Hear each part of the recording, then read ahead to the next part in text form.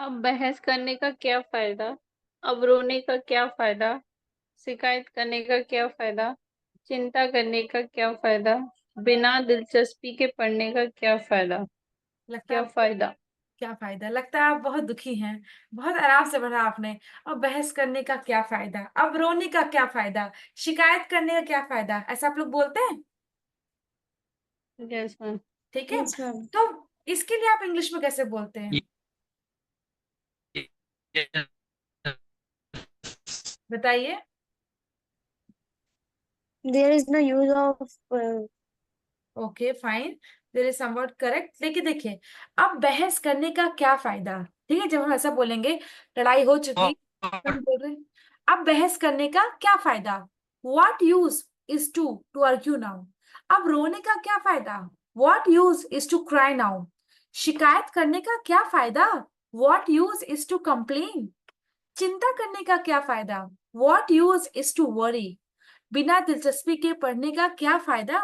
What use is it to study without interest. Maybe you are not saying like this, but आप किसी और तरीके से English में बोलते होंगे आज तक। सो अब क्या फायदा, क्या फायदे के लिए आप यूज करिए वॉट यूज इज। ओके, चलिए Nisha ji read out.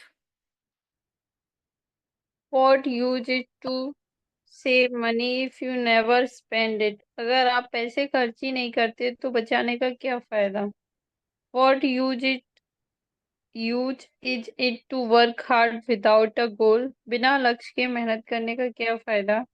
What use it to learn if you don't use it? अगर आप इसे इस्तेमाल नहीं करते हैं तो सीखने का क्या फायदा?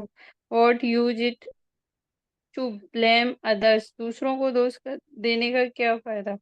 What use is it to keep promise you don't mean? दो वादे जो वादे आप निभाना नहीं चाहते उन्हें करने का क्या फायदा?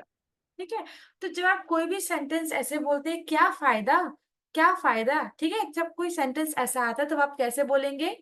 What use is it to. It's okay, true. Clear. Yes. Yes, ma'am. Okay, Purnima ji